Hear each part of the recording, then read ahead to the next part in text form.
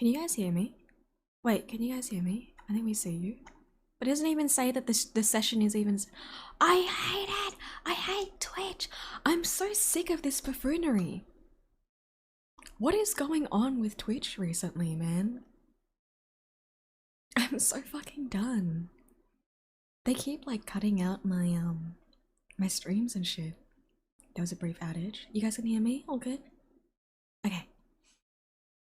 Is the stream like, is it okay now? Can you guys hear me? Let me know if you can hear me. Okay, we're all good. Okay. So this one is called the Hearse Song. Yeah, right after they said they're doing better for the servers. Yeah, where? Do you see it? Oh, where? I don't see it. Don't you ever laugh as the hearse goes by, for you may be the next to die. They wrap you up in a big sheet, from your head down to your feet. They put you in a big black box and cover you up with dirt and rocks. All goes well for about a week, then your coffin begins to leak. The worms crawl in, the worms crawl out. The worms play pinochle on your snout. They eat your eyes, they eat your nose, they eat the jelly between your toes. A big green worm with rolling eyes crawls in your stomach and out your eyes. Your stomach turns a slimy green and pus pours out like whipping cream. You spread it on a slice of bread, and that's what you eat when you are dead. That was right in a fucking half. We back? Thanks, Stream Elements, you goddamn well. Man.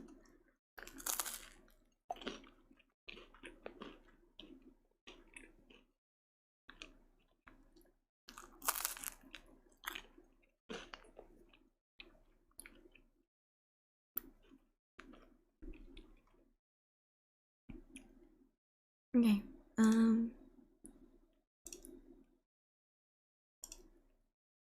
okay.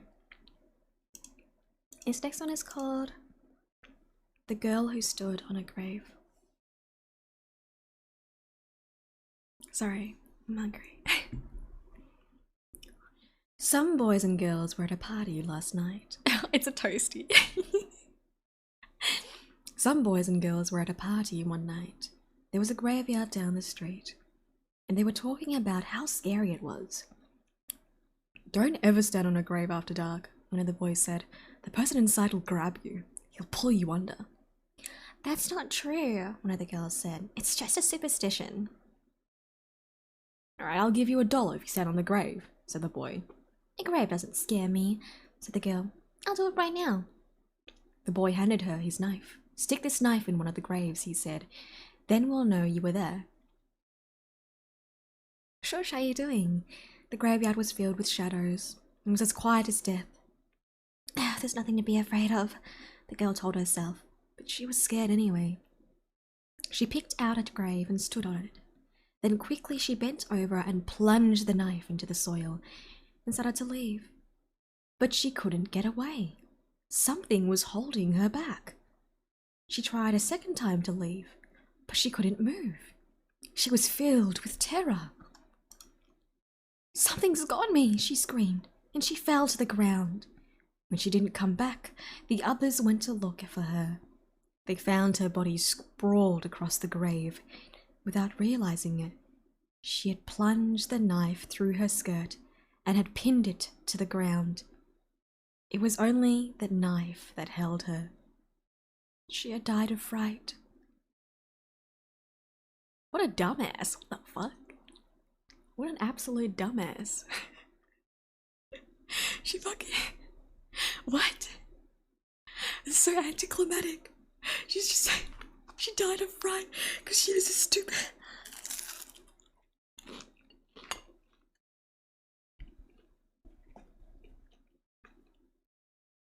Hi Rika, how are you doing? You know what we call that, guys? You know what we call that? Natural selection. We call that natural selection, folks. Join me next week for more harrowing tales about natural selection.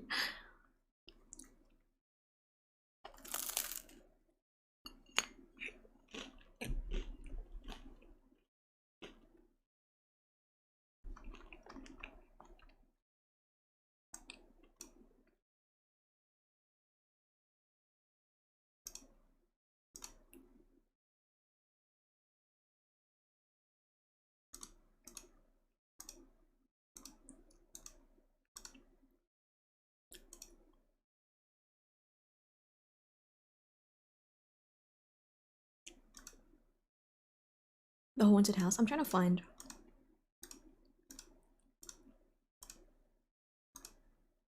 Do you know what page it's on? Yeah, thanks so much for the follow. Dewey. Welcome, welcome. Oh, I fucking passed it.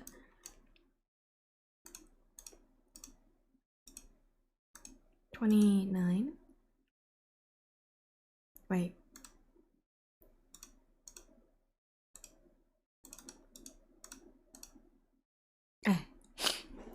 Hey, this one is called The Haunted House. Requested by Spinny. One time, a preacher went to see if he could put a haunt to rest at a house in his settlement. The house had been haunted for about 10 years. Several people had tried to stay there all night, but they would always get scared out by the haunt. So this preacher took his Bible and went to the house, went on in, built himself a good fire and lit a lamp, sat there reading the Bible. Then, just before midnight, he heard something start up in the cellar, walking back and forth and back and forth.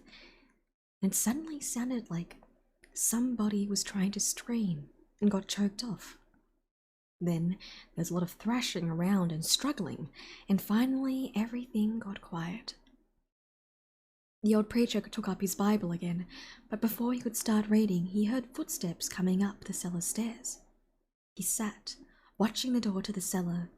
The footsteps kept coming closer and closer. He saw the doorknob turn, and when the door began to open, he jumped and hollered, "What do you want?" The door shut back easy-like, but there wasn't a sound. The preacher was trembling a little, but he finally opened the Bible and read a while. Then he got up and laid the book on the chair and went back to mending the fire. Then the haunt started walking again, and step, step, step, up the cellar stairs. The old preacher sat watching the door, saw the doorknob turn and the door open. It looked like a young woman. He backed up and said, "Who are you? What do you want?" Oh my god. The fucking face jump scared me. The haunt sort of swayed, like she didn't know what to do. Then she just faded out. The old creature waited and waited. And when he didn't hear any more noises, he went over and shut the door. He was sweating and trembling all over, but he was a brave man, and he thought he'd be able to see it through. So he turned his chair to where he could watch, and he sat down and waited. It wasn't long before he heard the haunt start up again, slowly, step, step, step, step, closer and closer, step, step, and it was right at the door. The preacher stood up and held his Bible out before him. Then the knob slowly turned and the door opened wide. This time, the preacher spoke quiet-like. He said, "In the name of the Father, the Son, and the Holy Spirit, who are you and what do you want?" The haunt came right across the room, straight to him, and took hold of his coat. It was a young woman, about 20 years old. Her hair was torn and mangled, and the flesh was dripping off her face so he could see the bones and parts of her teeth. She had no eyeballs, but there was sort of blue light way in the back of her sockets, and she had no nose to her face. Then she started talking. It sounded like her voice was coming and going with the wind blowing. She told how her lover had killed her for her money and buried her in the cellar. She said if the preacher would dig up her bones and bury her properly, she could finally rest. Then she told him to take the end joint of the little finger from her left hand and lay it in the collection plate at the next church meeting, and he'd find out who murdered her. And she said, if you come back here once more after that, you'll hear my voice at midnight, and I'll tell you where my money is hid, and you can give it to the church. The haunt sobbed like she was tired, and she sunk down toward the floor and was gone. The preacher found her bones and buried them in the graveyard. The next Sunday, the preacher put the finger bone in the collection plate, and when a certain man happened to touch it, it stuck to his hand. The man jumped up and rubbed it and scraped it and tore at the bone, trying to get it off. Then he went to screaming like he was going crazy. Well, he confessed to the murder, and they took him to jail. After the man was hung, the preacher went back to that house one midnight, and the haunt's voice told him to dig under the hearthrug. The hearthrug? He did, and he found a big sack of money. And where that haunt had held onto his coat, the print of her bony fingers was burned right into the clock. It never did come quite out. Finn. Happy trick or treat, Tucker. How you doing, love? I'm sorry I couldn't read your messages because you got tricked. And Grandpa, oh my god, I'm so sorry. Grandma Sicko Mode. Welcome, my dear. Thanks for redeeming. I'm new. Welcome in.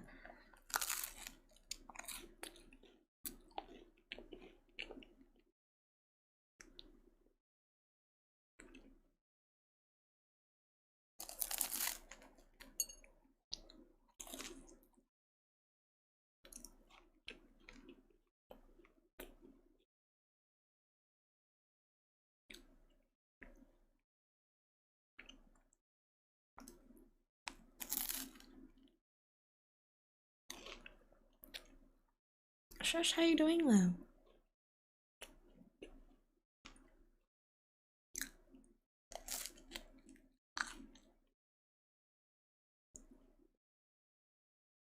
Course night, my dear. How you doing? Welcome, welcome.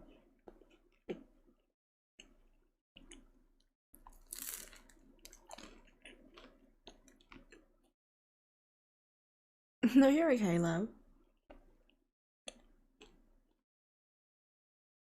Love my voice? Thank you so much, dear. That's very sweet of you.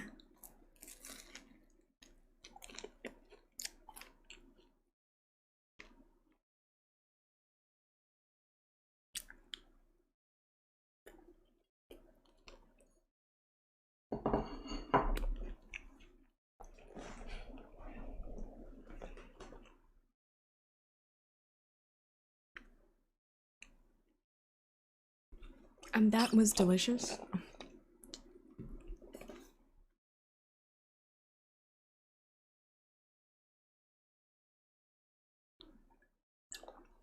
We do indeed. Have snacks. I'm doing well. Work has been getting progressively more hectic with staff shortages. I'm so sorry to hear that, my love. I'm glad that it's getting better to you, though. What's boss eating? Chat? Yum yum yum yum yum. Look, looks like I'm eating. Yum yum yum yum yum yum. Yum yum yum yum. Yum yum yum yum yum yum. Yum yum yum yum yum yum yum. So stupid. What was I gonna say? No, it was just a toasty. Chili cheese, Philly. Oh my god, I can't. Philly cheese steak, toasty.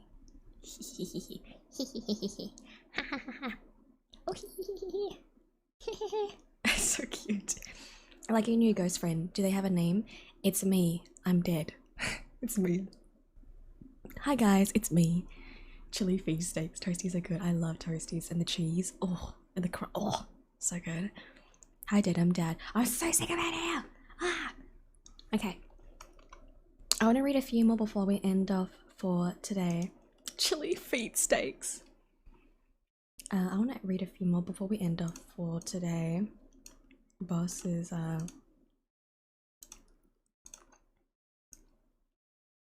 Boss has been having a rough one, but I really appreciate you guys being patient with me lately. I'm trying to get back up to it, back up to the usual hours, but yes. Let's do a classic one, shall we? Chilly feet like cold feet.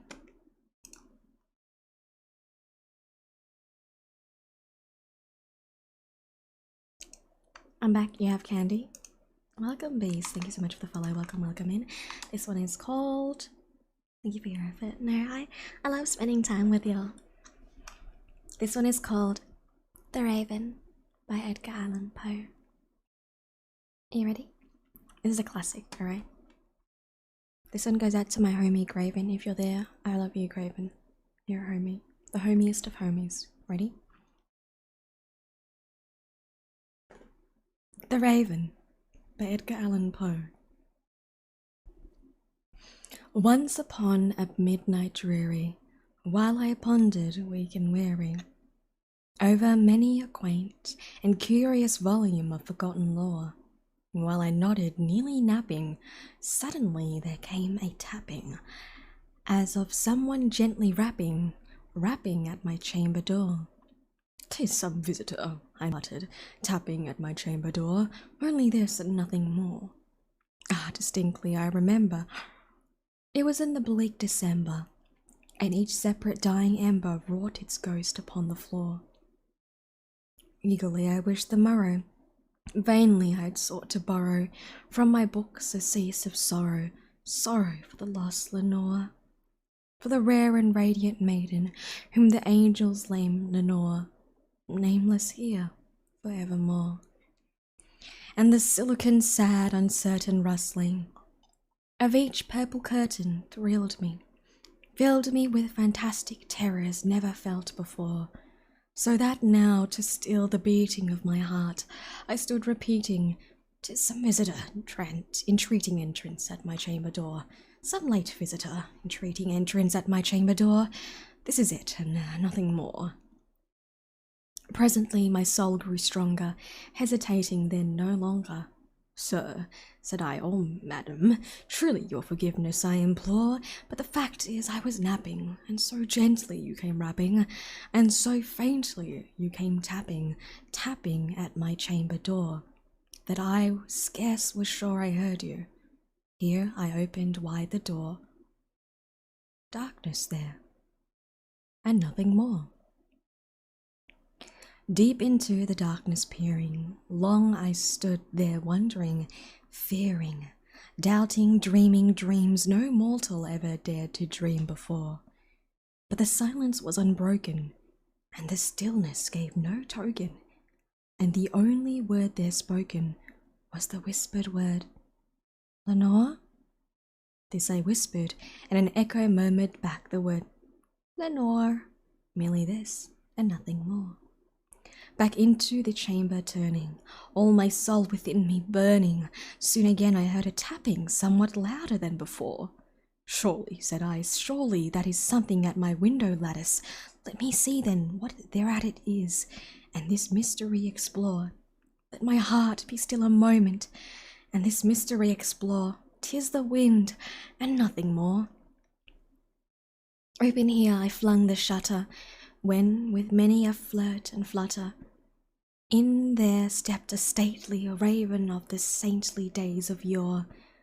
Not the least obeisance made he, not a minute stopped or stayed he, but with the mien of lord or lady, perched above my chamber door, perched upon a bust of Pallas, just above my chamber door, perched and sat, and nothing more. Then this ebony bird beguiling my sad fancy into smiling by the grave and stern decorum of the countenance it wore. "Though thy crest be shorn and shaven, thou," I said, "art sure no craven, ghastly grim, an ancient raven wandering from the nightly shore. Tell me, what thy lordly name is on the night's Plutonian shore?" Quoth the raven, "Nevermore." Much I marvelled this ungainly fowl to hear discourse so plainly, though its answer little meaning, little relevancy bore, for we cannot help agreeing that no living human being ever yet was blessed with seeing bird above his chamber door. Bird or beast upon the sculptured bust above his chamber door, with such a name as Nevermore. But the raven sitting lonely on the placid bust spoke only that one word, as if his soul in that one word he did outpour. Nothing farther than he uttered, not a feather then he fluttered, till I scarcely well then muttered, "Other friends have flown before, on the morrow he will leave me, as my hopes have flown before." Then said the bird, "Nevermore." Startled at the stillness broken by reply so aptly spoken, "Doubtless," said I, "what it utters is only stock in store, caught from some unhappy master, whom unmerciful disaster followed fast and following faster, till his songs one burden bore, till the dirges of his hope that melancholy burden bore, of nevermore." But the raven still beguiling all my fancy into smiling, straight I wheeled a cushioned seat in front of my bird and bust and door. Then upon the velvet sinking, I betook myself to linking fancy onto fancy, thinking what this ominous bird of yore, what this grim, ungainly, ghastly, gaunt, and ominous bird of yore meant in croaking nevermore. This I sat, engaged in guessing, but no syllable expressing, to the fowl whose fiery eyes now burned into my bosom's core. This and more I sat divining, with my head at ease reclining, on the cushion's velvet lining that lamp-light gloat over, but whose violet lining, with the lamplight gloating over, she shall press nevermore. Then methought the air grew denser, perfumed from an unseen censer, swung by seraphim, whose footfalls tinkled by the tufted floor. "Wretch," I cried, "thy God hath lent thee, by these angels he hath sent thee, respite, respite and nepenthe from thy memories of Lenore. Quaff, oh, quaff this kind nepenthe, and forget those lost Lenore." Quoth the raven, "Nevermore." "Prophet," said I, "thing of evil, prophet still, if bird or devil, whether tempter sent or whether tempest tossed thee here ashore, desolate yet all undaunted, on this desert island enchanted, on this home by horror haunted, tell me truly, I implore, is there balm in Gilead? Tell me, I implore." Quoth the raven, "Nevermore." "Prophet," said I, "thing of evil, prophet still, if bird or devil, by that heaven that bends above us, by that God we both adore, tell this soul with sorrow laden, if within the distant Aidenn it shall clasp a sainted maiden whom the angels named Lenore, clasp a rare and radiant maiden whom the angels named Lenore." Quoth the raven, "Nevermore." "Be that word our sign of parting, bird or fiend," I shrieked, upstarting, "get thee back into the tempest and the night's Plutonian share. Leave no black plume as a token of thy lie. Thy soul hath spoken. Leave the loneliness unbroken. Quit the bust above my door. Take thy beak from out my heart, and take thy form from off my door." Quoth the raven, "Nevermore." And the raven, never flitting, still is sitting on the pallid bust of Pallas, just above my chamber door, and his eyes have all the seeming of a demon's that is dreaming, and the lamplight over him streaming throws his shadows on the floor, and my soul from out that shadow that lies floating on the floor shall be lifted nevermore. Yo, thank you so much for that's Finn. That was The Raven by Edgar Allan Poe, a little bit of a classic. Yo, thank you so much for the resub, Juicy for 6 months. Yo, 1, 2, 3, 4, 5, 6. Thank you. And thank you so much for dropping by Frozen Freezer Burb, Feed the Raven. I don't know, maybe I'll freeze it some frozen Freezer birds. So shut up while eating. No, you're so right, that's a good plan. I know how you doing, love, welcome. What a comfy stream, thank you so much. Angel Free, I really appreciate it. Thank you again for the follow. And Flo, ayo, how you doing, my love? Thank you so much for the resub. 4 months. Thank you. 1, 2, 3, 4. There you go, love. Perseven, how you doing as well? Welcome. Howdy, Iron. I hope you guys are all doing well. I'm glad you guys are enjoying it. And Juicy, thank you so much for the 6 months. Ayo, you hit your... This is a spectacular rhyming from the Ghoulish Amazing Pie. So cute. Thank you for the 6 months, my love. Ayo, you got your gold heart. Ayo. 1, 2, 3, 4, 5, 6. There you go, love. Thank you so much. And Kusanaki, how you doing, my love? Welcome in. I hope you guys are having a great day. Pachi, thanks for trick-or-treating. Thanks for trick-or-treating, Cause Night. Imagine if like people come in and then it's just all trick. None of them are treat, it's just all trick. I mean, I guess you can redeem it if you want. I don't do it for everyone, damn. 'Tis but a shame, it's random, the perfect trick. And with that, I think I'm going to end off here for today. I'm sorry guys, what was the treat? I rigged. It is 100% rigged. I think I've been streaming for around like 3 hours in total now. Let's see, who should I raid? You like the tricks? Wait, let's find someone that does ASMR. Thank you for the stream, my loves. I hope you enjoyed it.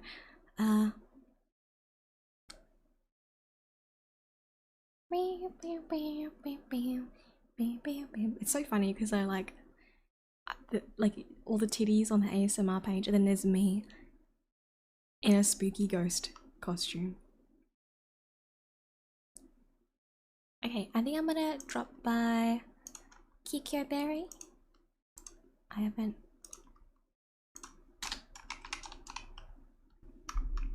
Super comfy. I'm glad you guys liked it.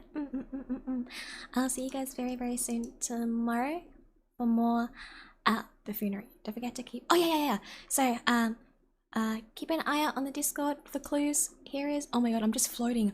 Look at me, I'm just floating in nothingness. Okay, wait, let me move over. Yeah. You tell me your ASMR page isn't full of VTubers? No. No, I clicked on the ASMR tag. Wait. There we go. We're hosting a murder mystery, so if you would like to join, we're going to be releasing clues all throughout October, and we'll be watching The Ghost Files later on today, so keep an eye out for that. And our first movie night will start next week. We'll be watching, I'm not sure, I'll post it tomorrow with the schedule. But thank you so much for hanging out with me today, guys. If you enjoyed the stories today, please make sure to check out the Discord for more content. Snap, how you doing, love? And also, if you liked the stories in particular, I do a lot more of that stuff on my Patreon. I love narrating and would love to do an audiobook sometime. I'm figuring out how to do it. I have a new YouTube link where I narrate Edgar Allan Poe's famous story, The Telltale Heart. Yeah, bye-bye, guys. Thank you so much. Remarkable, how are you doing, love? I'm so sorry, I'm just about to end stream. Thanks for the fun, guys. I hope you had a good time. What was I gonna say? Yeah, so I forgot what I was gonna say. Yeah, so keep an eye out for that, and I will, oh, sorry. Thanks for the stream, guys. Thanks, Saf. I'm sorry, Orange. I'll catch you tomorrow. Bada bing as well. Welcome. Welcome. Thank you so much, guys. I really... Where the fuck?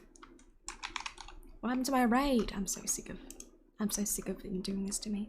See you guys next stream, which will be tomorrow, and I'll be uploading the schedule up on Discord as well as on Twitter and on my socials and stuff. So make sure you keep an eye for that. It'll be a spooky demon raid. spooky demon raid. Well, spooky demon raid. We're gonna raid Kikyo Berry. Oh wait, spooky demon raid. Can I have a? Is there a ghost emote? Ghost? Blech. There's no ghost? Yeah, that's good. Yeah, that's good. That's good. That's good. Okay, thank you so much, guys. We'll be releasing. I'll announce when the clues are released and all that. And I hope you enjoy our month-long speakathon. And spooky, scary skeletons and shivers down your spine. Then thank their patrons for their love and seal your fate tonight. Angeline, thank you so much for the follow. I'm gonna raid Kikyo Berry.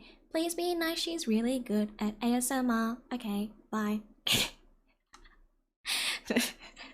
Spooky, scary skeletons and shivers down your spine.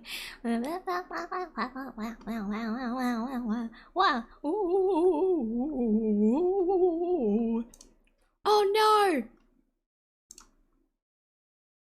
Wait. Oh fuck, she's be right back. Oh no. Oh no. Wait. Oh fuck. Oh fuck. Okay, find someone else. Quick. I'm so sorry. Debated. I'm sorry. I clicked on her stream and it said be right back, so I don't know. Why is it be right back? Come back! Oh, panic. Oh no, we gotta find another one. Find someone else. Where'd